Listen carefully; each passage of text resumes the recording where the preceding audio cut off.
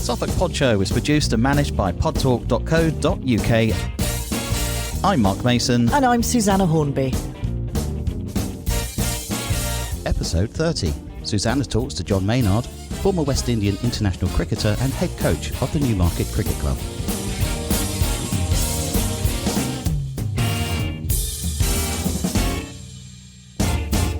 And a very warm welcome to John.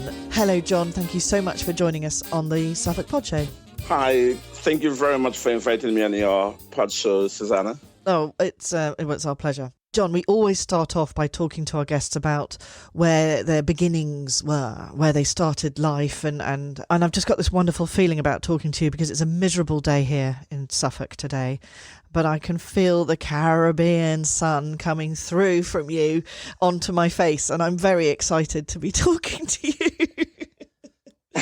Well, and you know what? I'm extremely happy to bring the warmth, Caribbean beach and sunshine right to nice and not so sunny Suffolk this morning. Oh, well, we're very grateful for that. John, you were born and grew up on Nevis. Yep, certainly. I was born in a very small but very beautiful small island called Nevis. It's internationally, it's actually known as St. Kitts Nevis because it's two islands. But regionally, back home, they're separated by water. So you got to cross by boat or by plane. So via boat, it's like 25 minutes. You can waste time by plane because it's only 5 minutes. It's hardly worth it. And it's so much more picturesque just to jump on a boat, cruise across the ocean, and you enjoy the scenery of both islands. I'm picturing it. I'm just, oh, goodness me, when we can all travel again. Anyway, what a beautiful place to grow up. And tell us about how cricket works over there on Nevis and St. Kitts. It's in the blood. Well, it has changed somewhat to my time growing up. So in my time growing up, we would have been pretty much seasonal sports. So you had like your cricket from January to July and then football after. Right. However, if you're into cricket only, you still carry on with your cricket throughout. Okay. Because then there wasn't like the vast amount of sporting opportunities. So it was cricket, football, track and field. That was the three sports that we played on the island back in my growing up time.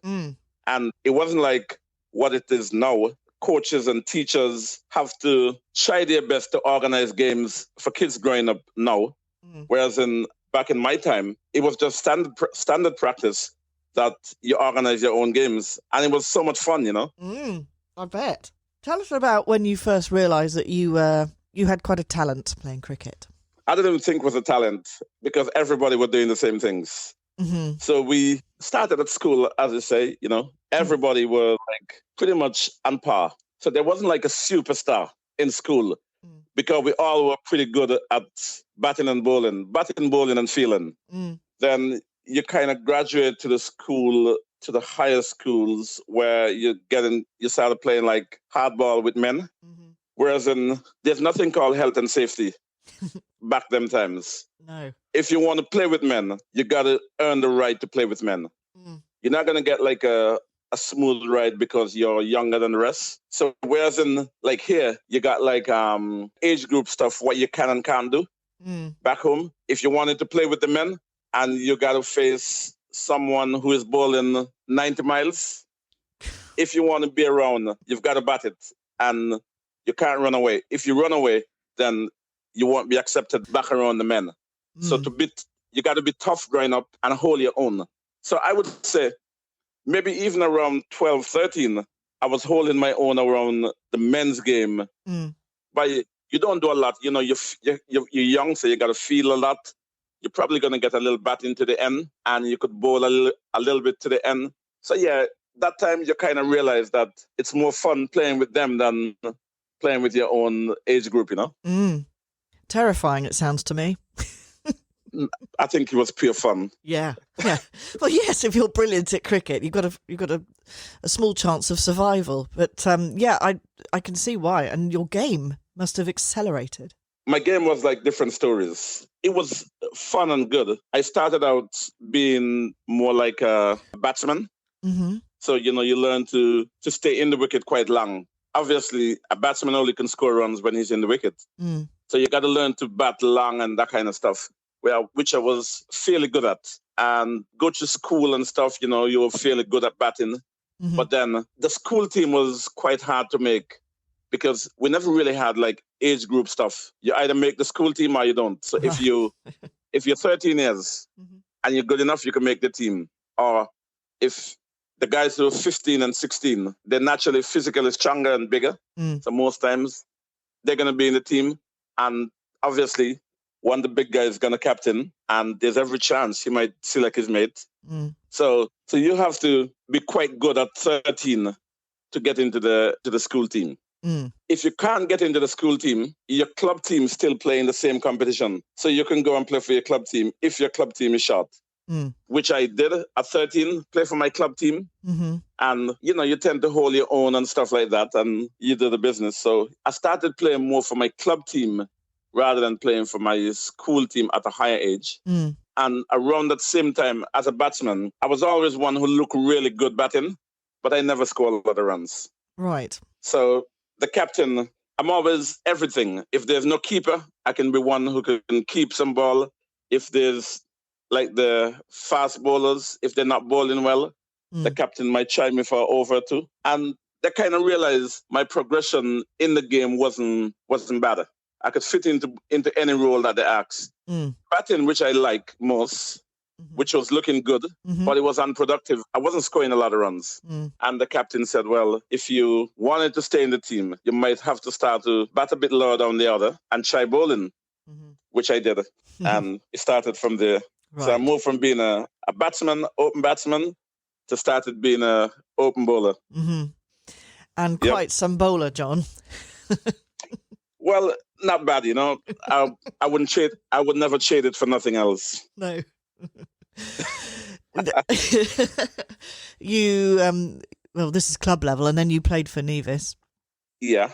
So you moved from club level, and I remember we played like the under 19s. So, like I say, we never really had age group stuff. So you had like your under 19s, and that's it. So the under 19 stuff, which we played for Nevis national team, that would be Nevis versus Antigua, Montserrat, Anguilla, St. Kitts. So you play all the age group stuff there. And then within that, you have to select like the best to play for the Leeward Islands. Yeah, okay. So we had trials for the Nevis leg. So you got to first get to play for Nevis. Right. I was okay, but I remember the coach then said to me, so it never was like a proper, it's not like a coach like where you see a coaching duties, what coaching duties are now. You had like an elder who loved the game. He would come around and he would make sure everything is okay and sort of run the practice, but he would run it in his way. I remember he said to me, I didn't make the team. And he said to me, I wasn't good enough to make the team because I remember he gave his reasons. So he selected his team and everybody went off. Then the next year, I didn't do nothing extra. Maybe I would have grown maybe a couple inches more or maybe get a little bit stronger. But then to move from someone who couldn't make the national team under 19s to the next year to make the national senior team over quite a few of the guys who would have been selected for the under 19s.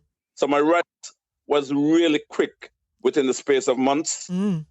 Transfer from junior cricket to play for the men's national team, which it would be the same standard as, say, minor counties standard in the space of months. So the rise was quite fast. Yeah, there was some magic happening there. Something, God's work. Maybe in the sun. Maybe it's to the sun, maybe the beach. I don't know what happened, but whatever it was some good magic. Well, you do mature a lot in those years, and it could have just been that. Probably could have been, From there, you then get selected to play for the whole of the Leeward Islands. For the Leeward Islands. So you went down and play for Nevis national team. So that time now you play against the same islands that I mentioned before. And this time now you're going to be playing against the best set of players in the Leeward Islands. And with the best set of players, some would be international players because you would have like say you play Antigua. Antigua might have Curtly Ambrose, Richie Richardson. They might have the Benjamins and Jacobs, and these are international guys. So if the Windies probably don't have a series at the time where they engage, like back then there was a lot of West Indians playing county cricket. So if they weren't involved with county cricket, they would have been home playing for Antigua. It's a way where you either sink or swim. Now, Curtly Ambrose, you've got one choice. Yeah. Exactly. Yep. One choice and you have to make that. Curtly Ambrose, of course, we all remember, an extraordinary player. A bowler, fast bowler. Certainly was. Yep. And he was exceptionally tall, so that ball was coming at you pretty fast. Well, there was pretty much lots of guys like Curtly, which I would say there was guys who were bowling quicker than Curtly. Curtly was extremely quick.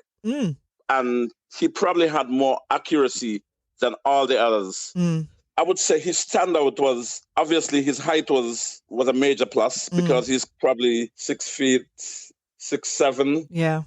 And you factor in his long hands and his jump. So he's already coming from over 10 feet. Yeah. Then his accuracy set him apart from the rest. But you had a lot of guys who were bowling quicker than Curtly. How fast did you bowl, John? Well, it was pretty quick. Yeah. I would have played against all the guys. And in my time, Ian Bishop, who's commentating now, the two quick guys in the world around that time was Ian Bishop and Waqar Yunus from Pakistan.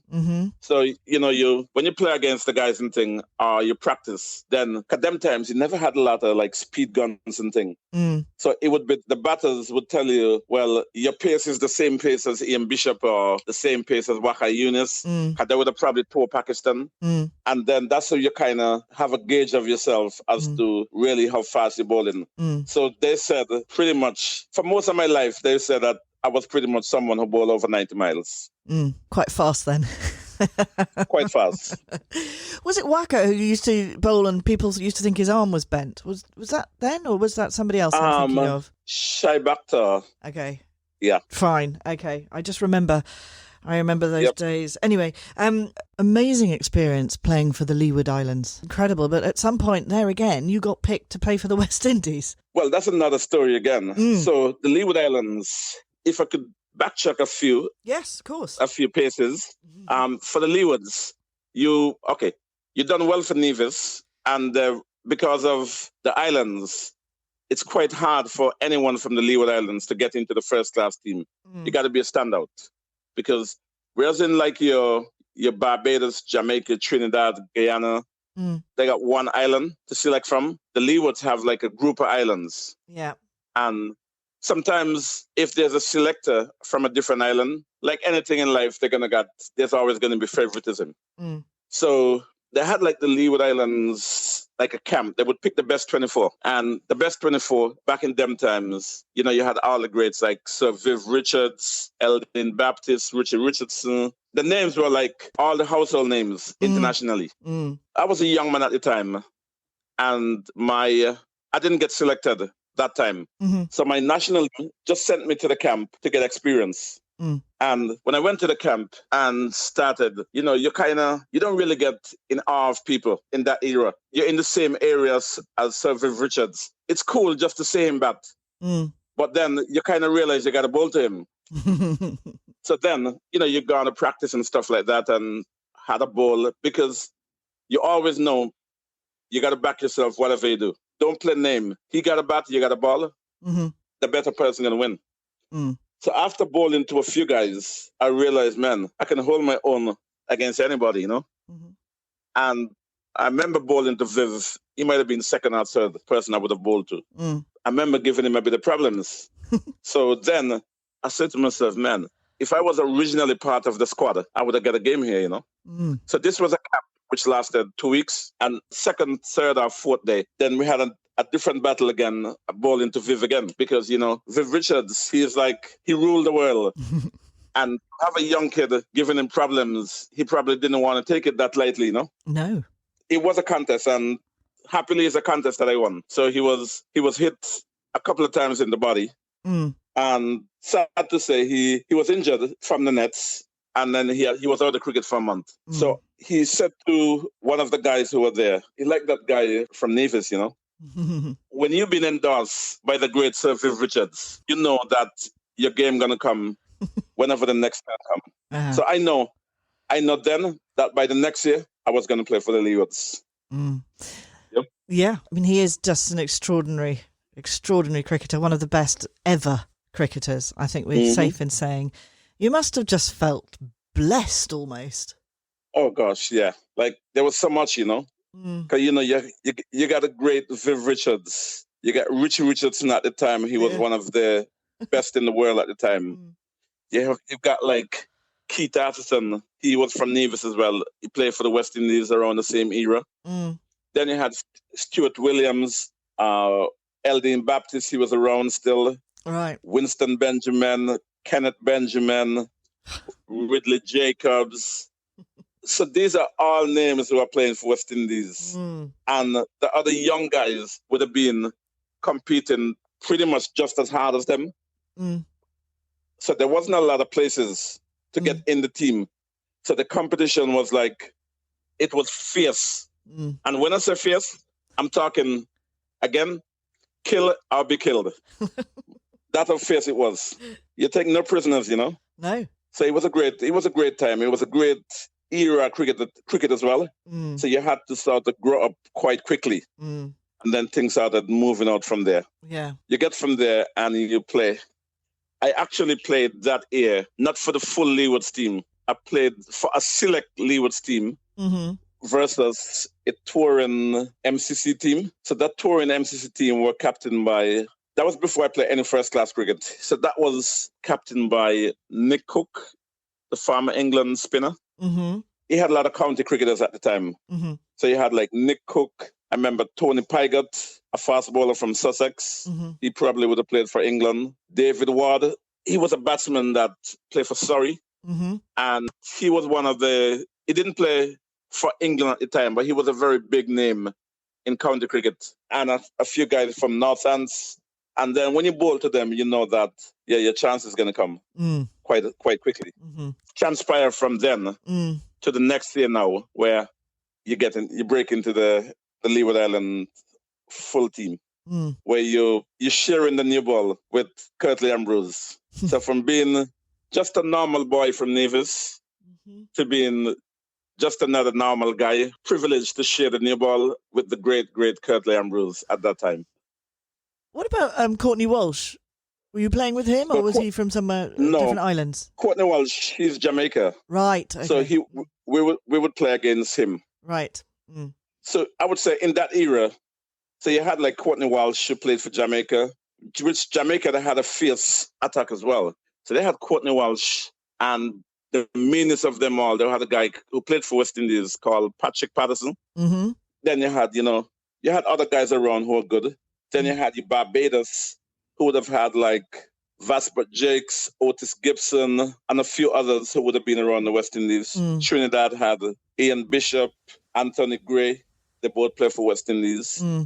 Guyana, they had their fast bowlers as well. So everybody had fast bowlers around the time. So competition was like fierce, you know. But it was a golden era, that. I mean, I think everybody, when anybody talks about the best West Indian team at the time, it has to be then. Well, so the era started like with the golden patch started with, I would say, 1976, I think, or 75, I think, with like your Michael Holden, Andy Roberts, Joel Garner, Colin Croft. So that started that era. And then with that era, everybody you either wanted to be a Roberts, Holden, or Garner, or you wanted to be a Viv Richards or Lawrence Rowe. So that period from that time started to fly. And that would have gone on to, I would say it lasted probably in the early 2000, when it started nosediving. Yeah. But it was a rich era where you could have selected anybody to hold their own. Yeah. Well, you were formidable, intrepid. I just remember it was always going to be extremely hard to beat the West Indies in any match, including Test match. It was always exciting to Certainly. watch, though. So it was, those people were our heroes too over here at the time. We used to just love watching them.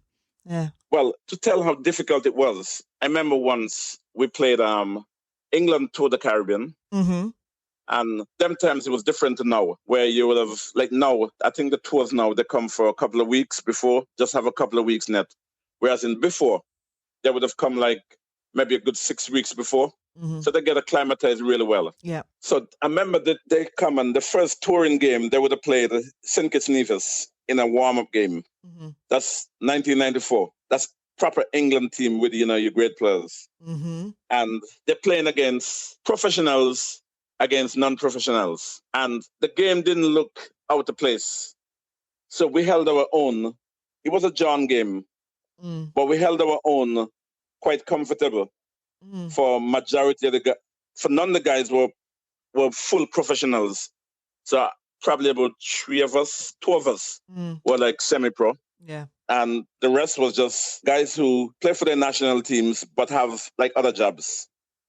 And they could have gone around and play most of the islands, and the islands would have hold their own quite comfortable in that, I would say, in that period of time.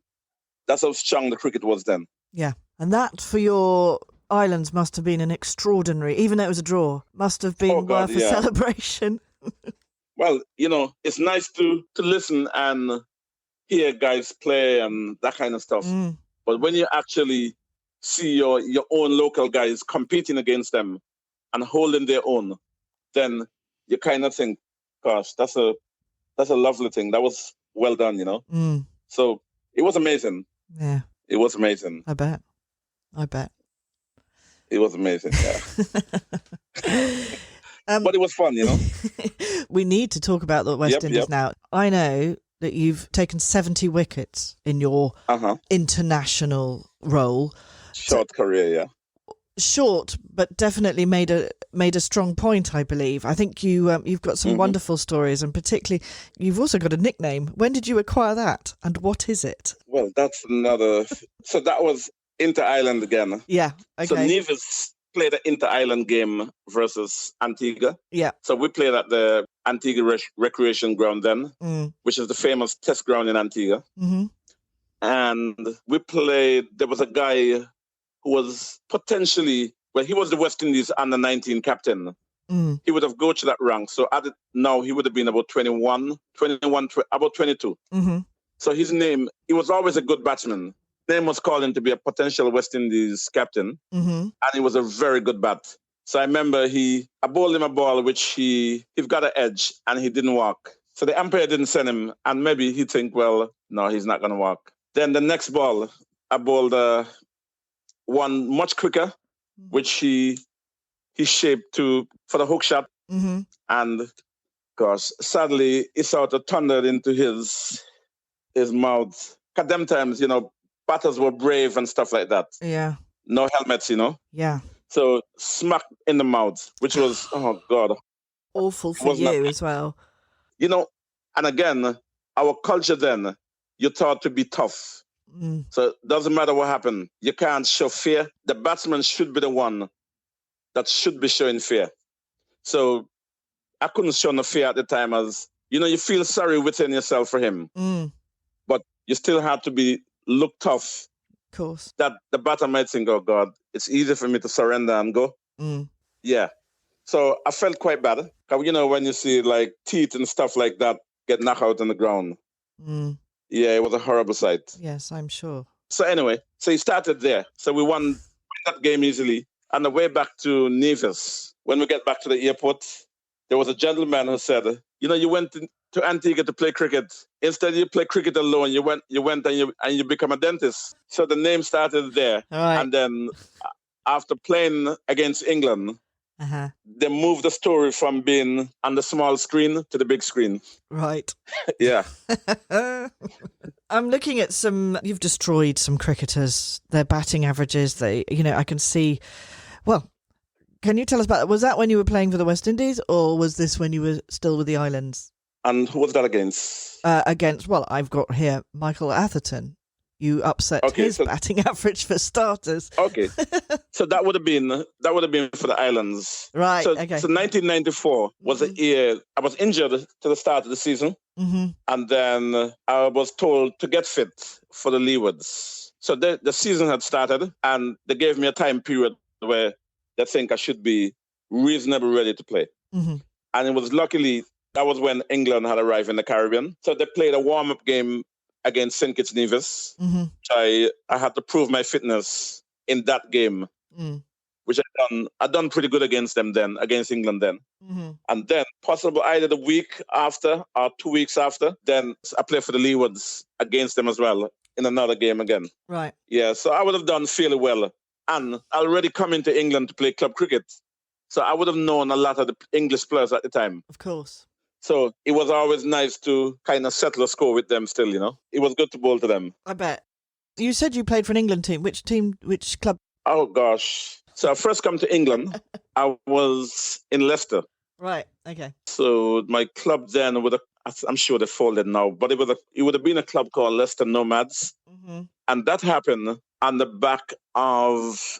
You remember earlier I spoke about a touring MCC team that toured the Caribbean? Yeah. With Nick Cook. So Nick Cook, he was playing for that club in Leicester, and they had an overseas player who would have pulled out at the last minute. So Nick, while he was in the Caribbean playing, obviously he was looking a young player to come to England. Then he asked me if I want to come to England and play for his club. I was quite happy, you know, so he started in Leicester. I spent 1 season playing there. Then I went and I was living with Winston Benjamin, who was Leicestershire's overseas player. So he was supposed to play a game at Fenners, a World 11 versus an English 11. He couldn't make it, so he sent me to the game. You know, you play against my team would have been it's all ex-international players. And there was a Pakistani all-arounder who was living in Norfolk at the time. He saw me bowl and said, man, why don't you come and play for my club the following year? And then I spent 2 seasons playing in Norfolk for Vauxhall Mallards. Then I moved from Mallards after 2 seasons there. I went and played up north in the Bradford League because at the time that was like talk about league as potentially the best league in England. So I know someone who knows someone there, and a club get in touch with me and say, man, you know, they want you to come and play for them, which I did. So I had 2 seasons in the Bradford League. Then I come back and play in the Essex League. I moved from North, come back south. I had 4 seasons in the Essex League. Then I moved from Essex back to the up north.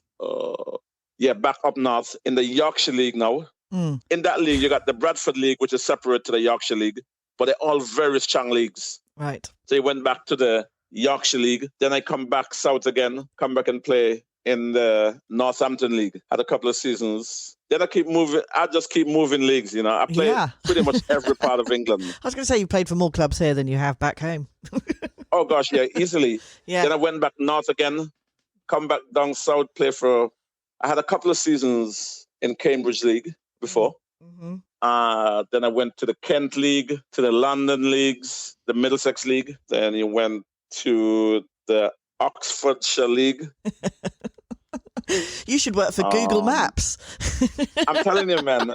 I know this place like the back of my hand. Yeah. Then I went back north and played in the Wetherby League. Then you play back in the Yorkshire League. Wow. Which was a good story again, the Yorkshire League. So when I played in the Yorkshire League, we had like a lot of young guys play for my club. And I remember so my club was called Sheffield United, which was based in Sheffield, and the other rival club was Sheffield Collegiate. Okay. So Collegiate that's like Michael Vaughan and Joe Roots. That's their team. That's them. So I remember we played against a young Joe Root at the time. Joe Root and he's got a brother as well called Billy. So Billy I think Billy plays for Glamorgan or Sussex now. Someone knows team. So we played against them, and they were quite small, but you could see they both could bat. And you know, my team was a lot of young guys. And I said, man, look, of course I want to win, but I want to see the age group compete against each other.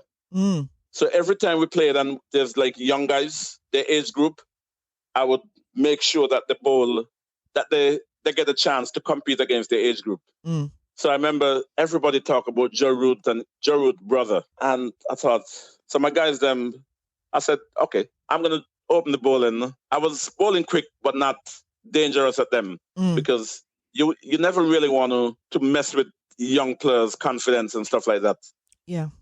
You want them to out. You want to get them out, but you don't want to be, if you're bowling against a man, you would bowl a couple of short balls to rough him up kind of thing and get him unsettled. Whereas in young kids, as a man, you should be good enough to find other ways to get them out. Sure. So I remember Joe and his brother. His brother didn't make a lot. And Joe batted he scored maybe 15, 20, but he batted a long time, And I remember everyone was saying, oh yeah, his brother going to play for Yorkshire. I said, okay. So I remember I said to his dad was playing as well. I said to his dad, well, his brother might play for Yorkshire, but I think the one who batted longer, I think he's going to play for England. And he was a young boy at the time, and they said, man, that would be a great thing. But his brother was the one they talk about, and I said, man, Joe is the one that's going to play, and he's going to play international cricket. And he did. Here he is today. He's still England captain and best batsman. So I move around the country in different leagues. And this is my final move now, though. Yeah, and we're going to come to that now. I think I just want to ask you one last question about your professional career when you were playing for the West Indies. What was your greatest innings? Can you remember? Greatest, okay. Well, I mean, from a bowler's point of view. Yeah, okay. From a bowler, yeah. If you can't think of that, who was the best person you ever got out? I would tell you that, it's been so much. I would say more in the first class game. That was I would say the best person I felt would have been Desmond Haynes at the time. Right. So at the time, he was still the West Indies open batsman. He was Middlesex overseas player at the time. And he was on top of his game. So at the time, I would say you had like your Lara and Hooper and them kind of guys. They were good, but Desmond Haynes was a different league at the time. So I would rate him as the best batter I would have competed against at the time. The English guys were really good as well, but I didn't think they were good. They wasn't close to Desmond. Carl Hooper was good, but Desi was a different level at the time. So I would say he would have been the fiercest competitor I had. Now, we need to start talking about the Newmarket Cricket Club and what's going on there. It's really exciting. I mean, we've been following you on social media and noticing suddenly this club, which is relatively new. Tell us how it all started. Yeah, the Newmarket started. So 2 years ago, I come to the area where I was playing for Wellington with some mates, with a couple of guys that I got to know, because that was the reason coming here. I remember we were talking to a gentleman called Frank Stennett. And he said, man, there's a lot of clubs around that's not running good and not giving young kids enough of an opportunity and all kind of things. He was looking at the Wellington club and how they were running. So the talking started there. And he said, man, you know what? Newmarket is a cricket club which folded. Why not let's try to rebuild cricket in Newmarket? And I thought, never hear about Newmarket and cricket. But I said, okay, if you want to do it, come on, that's a good challenge. So we had a few meetings with the council. It was like quite a bit of knockbacks and stuff like that the first year. Then last year, we keep being persistent. Then last year, they give us the green light to use the facility. So I said, okay. So we started last year to get things together. And the plan was, if we have gotten it early enough last season, we could have formed a team and put in the league. But I think we got it sometime maybe June, mid-June, them kind of times. That time the league's already started. And obviously the pandemic and stuff. Yeah. So it started. So that sort of give us, which I thought at the time, that would have given us time that by the time with the hope that the pandemic would have been over anytime last year. So by the back end of summer, cricket should have been playing at the Severals, which didn't. So we kind of keep the plans going and thing as to how to move and what direction to take and stuff like that. And, we had quite a bit of plans over the winter time. Mm-hmm. And here now where we're sitting pretty now, knowing that we're going to have cricket back finally. Mm-hmm. So you started 2 years ago. Everything is into play now. No, and it's exciting, and we can just get going. And but the Newmarket Cricket Club is open to everybody. I love your ethos. I just think it's just feels like a place that everybody who's in Newmarket and surrounding towns and villages can get involved with. Well, certainly. The plan is how I know life is. Life should be relaxed, simple, and open to everybody. And cricket is part of the culture in England. Every village in England have a cricket club, have a football team. So I thought, Newmarket guys, they have to travel to possible Mildenhall, Burwell, Exton, and them kind of place to get a play. And there's so much people living in Newmarket, and I thought, man, if we're going to do something and do it good, we should have something which is fun for the young kid to come, for his mom and dad could come, his brother, sister, his grandma, his granddad. Everybody should be so comfortable coming to that club that it should be the most friendly and warmth place that everybody should be. It should just be open for everybody. You are looking to put a junior team together. Yes. So now that all the plans for the leagues are already submitted and established. So we can't enter a junior team in the league for competition reasons now. Right. And because of the pandemic and stuff, where we didn't get enough opportunities like over the winter to find kids. So what we're going to do, we're going to start like with kids training on a designated day. And hopefully we could get enough that we could engage other clubs with friendlies for this season. With the hope of next season entering different age groups in the league. Yeah, quite. I mean, that is the plan. I'm sure it's a little bit disappointing that you won't be able to. You weren't in time or to get the team because of the pandemic, but actually it gives you a year of practice, and enter next year's season. As the unexpected. No one will know. Yes, certainly. Yeah, and certainly. And John, your role is obviously going to be head coach. Yeah. And you have an eye. So that's, well, pretty much, I think I've got a pretty good eye for talent. And outside having a good eye, I think I've got good patience as well. So being a coach, you're going to find the good ones who are easy. You're going to find the not so talented ones who you have to try to make good. So I like all these little challenges, So the plan is to hopefully try to get different age groups and to get ladies section as well. Because the ladies game has been getting bigger and bigger every year. And the ECB, they're investing a lot more now into ladies cricket. So hopefully we can end up get 2 ladies team in the market by next year. It would be nice to get a junior ladies section, and there's always going to be room for a senior ladies section. So it's open from you could walk to when you could run. Anybody can play. Yeah, brilliant. Fantastic. I'm going to come back to talking about how we can become a member of the club and join and get involved. But you're also keen to spot some serious talent, aren't you? Well, definite, because I'm a cricket coach where I've been coaching for years in different parts of the country. I also I do some stuff for Suffolk cricket as well.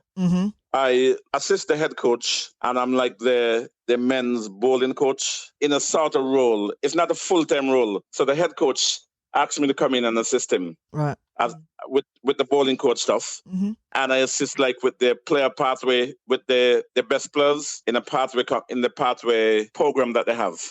So he gave me the role to say, man, look, if there's talent around that you see which is good enough, don't be afraid to send them over. That's of course. I'm always willing to assist in anyone, be it boy, girl, men, or women, whoever come around, and if I feel they're good enough for that level, then I would do everything to try to help them to get as ready as they can, that they can compete with their peers. That's exciting. That's really exciting. How do we join the Newmarket Cricket Club? The Newmarket Club, it's got a few different little platforms. Obviously, you got the club website, which I think that's the That's the main part of joining. So you go into the club website and you can join as a playing member or you can join as a non-playing member. Right. So if you feel you want to play, you can join as a playing member. If you feel you just want to be a supporter, you also can join as a supporting member as well. Mm-hmm. If you got kids and you want to join, like, I don't remember the actual price, the figures, but if you got kids, if you got one, you got that one child membership. Mm-hmm. If there's 2 kids, then you get a discounted price for 2 kids. 3 kids, you get discounted prices as well. Mm-hmm. Yeah. Mm-hmm. That's great. That's fantastic. And people can volunteer too. I'm assuming people just can get involved if they want. Oh, God. And that's going to be like a big thing as well, volunteer. So the fact that the club sits in such a beautiful location, the aim is to almost make the entertainment capital of Newmarket. Yeah, fantastic. It is the destination. I think it's going to be wonderful. I cannot wait to come over and watch some cricket. Yep. Yeah. So the cricket is going to be like, your weekend stuff and thing. But we're also going to make Fridays, which is designed for like kids coaching, family afternoon kind of thing. Everybody go to work and Friday afternoon you can come, let your hair down. The plan is to do like barbecues. You could have a nice little glass of wine, a beer after work. Your kids could be out playing cricket. So that's going to be like a big day, like a club afternoon day kind of thing, which should be quite relaxed and easy, It would be. It'd be fun, idyllic, really. I can just imagine. Where exactly is? Where is that? Where is the cricket club, John? Where is it? The cricket club it's right. It's called the Severals. It's right in town. Mm-hmm. It's the place where I heard in the summertime you tend to have like a lot of people just go by and chill and relax and have little picnics and things. So its location is just beautiful. If you get bored of the cricket, you could walk into town, which is 2 minutes. Then you come back at the cricket and chill. So the setting is just perfect for a lot of reasons. And then the atmosphere should be quite fun. I'm sure it will be quite fun. And you'll be there. So it will be fun. Oh, yeah. Of course. Of course. It should be a lot of fun. John, thank you so much for joining us and talking about your incredibly interesting life so far, of course. We can't say enough. Good luck with the new season. We hope you get lots and lots of members. And really good luck to all of you who are part of the club. And thank you for joining us on the show. Well, thank you ever so much, Susanna, for inviting me on your lovely show to share my journey, which is not an ending journey, because the Newmarket leg of things, it's a different journey, but it's an exciting journey. And hopefully it's going to be the club that everybody going to want to be a part of. It's going to be a club that everybody going to be looking forward to go down and relax and just have fun. The atmosphere should be one of sunshine. Well, we started with sunshine and you've ended with it. Thank you very much.